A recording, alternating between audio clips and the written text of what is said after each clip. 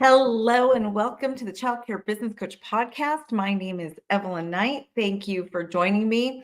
I would love to start by apologizing if my sound is a little bit off today. My microphones aren't quite working right. I'm not sure if it's my computer that it's not working right with, but there's something not quite right about my sound today. So I apologize. But once again, thank you so much. I really appreciate you taking the time out. And I really would appreciate you also just letting me know that you listen. So you can send me an email at admin@childcarebusinessprofessionals.com or let me know in the comments, whether you're on YouTube, Instagram, Facebook, just say hello in the comments. I really do appreciate it.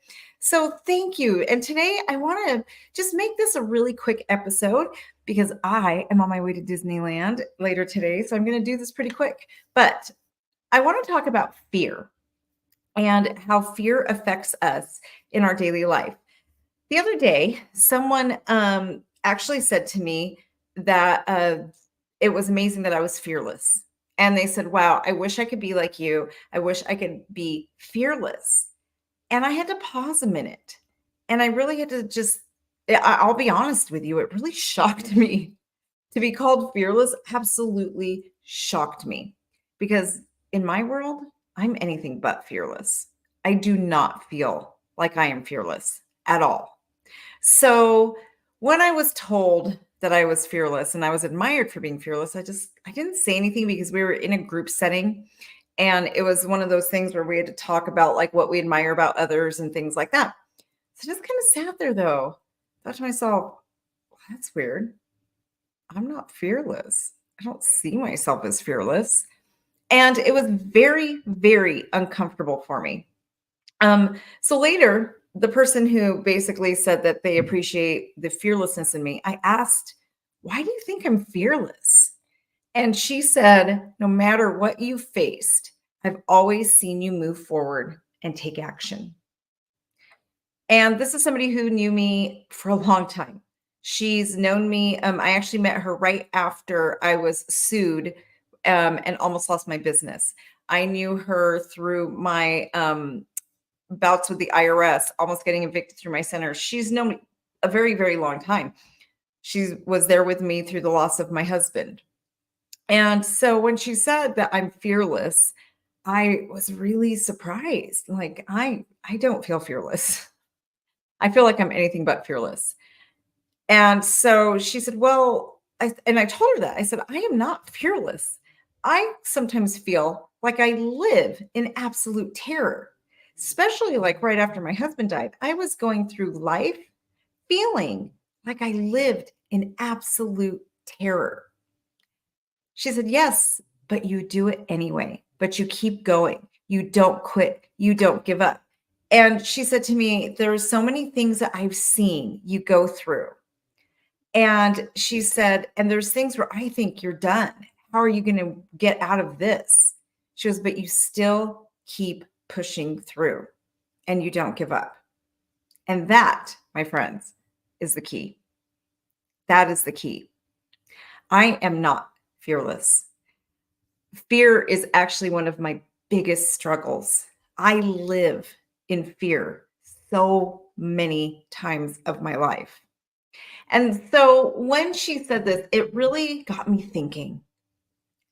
I had to stop and ask myself, like, why do people perceive me as fearless? Because I take action. That's really all it is.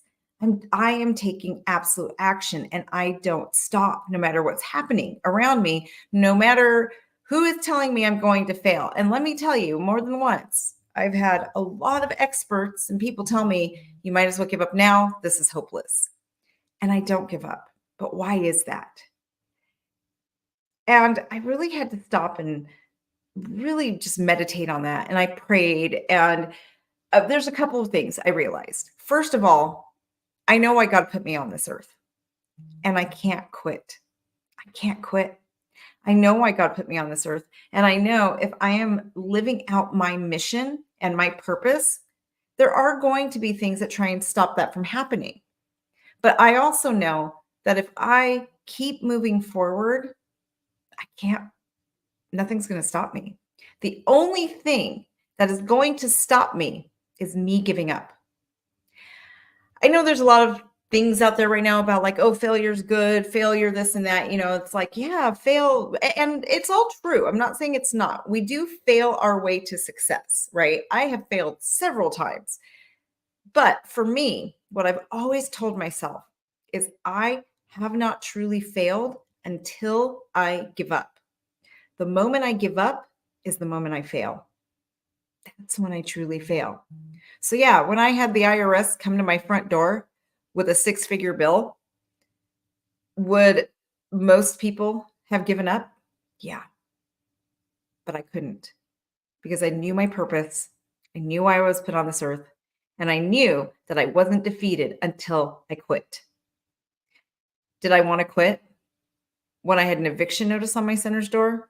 Absolutely.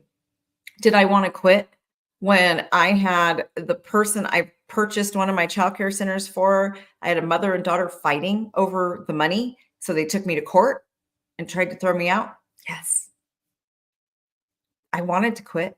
I was told by all the experts, lawyers, and everybody, we can't win this for you. This is a mess. You should have got a lawyer before you went into this deal. But I didn't quit, and I'm still here. I am still here. When my husband passed away, I really thought about quitting. I really did. And I would have been fine. I told myself I've worked hard. I could be fine for the rest of your life. But I couldn't quit because I know my purpose. But there was one more thing that really struck me the most. As I was looking at why I keep going, no matter how scared I am. And let me tell you, at the beginning of this year, I was really scared.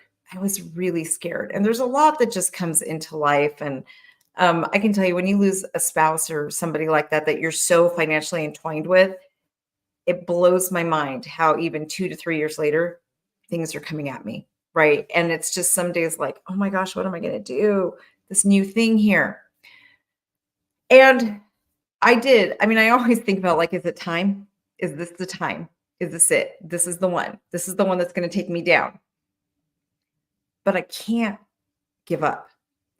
And this last week, when I was meditating and praying over this, I realized something huge. The reason I really can't stop, and my purpose and all of that is very, very important to me. But there's something else that I am more terrified of than all the things I've faced. There is one thing that scares me more than bankruptcy, than losing everything I own and falling flat on my face. There's something that scares me more than moving on with a life without my husband. And that one thing that scares me more than anything is being ordinary, is living a life where I wake up every morning and I get dressed and I go to work and I clock in and I look forward to a 401k plan and I look at insurance benefits. And that's what excites me. Settling for a good life scares me more than anything in this world. I don't want a good life. I want a great life.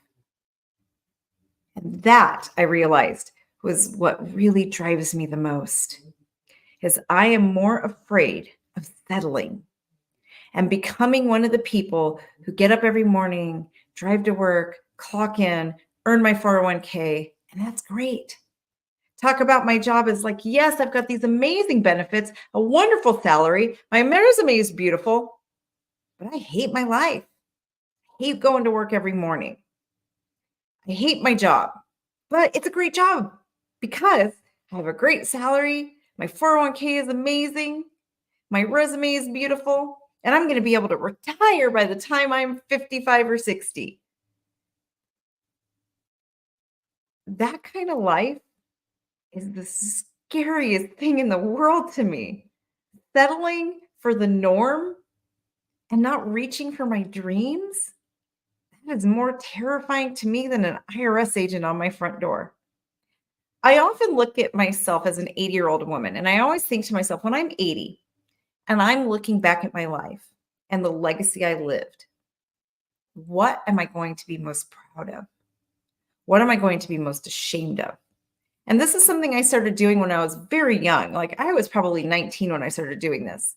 And I think that exercise is what gave me such a fear of being one of those people who lives a normal day to day life and doesn't reach for my dreams.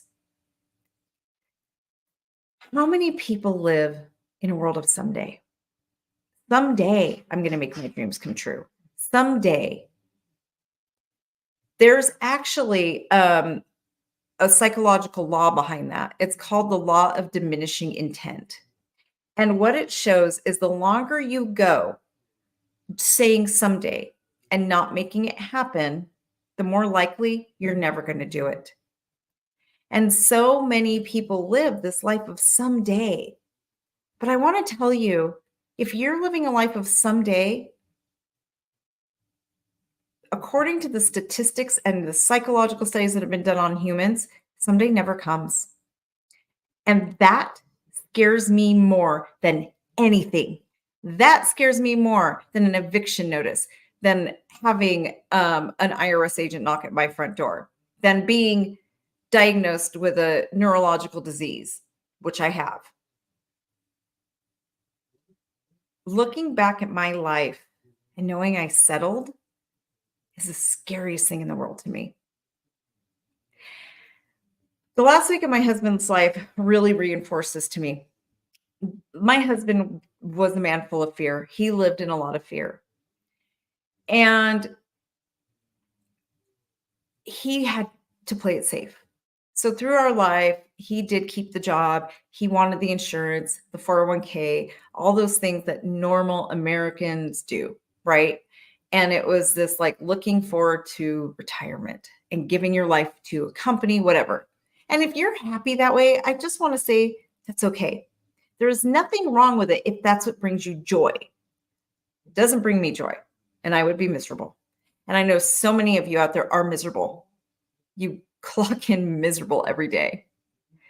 So my husband lived that life because he was so full of fear. He wanted security. And his version of security was someone else cutting him a paycheck. He didn't want to rely on himself.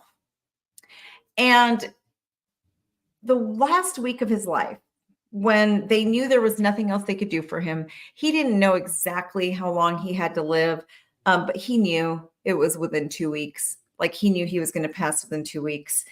And that week, all he talked about was the things he didn't get to do. That's it. That's it. He didn't sit back and look at this amazing job I had. Look at how I did all of this for my, no. What he said was, I never got to do this. I never created my dream of this. We never traveled to here. We always dreamt of this. That was what he focused on. I've had a really hard journey.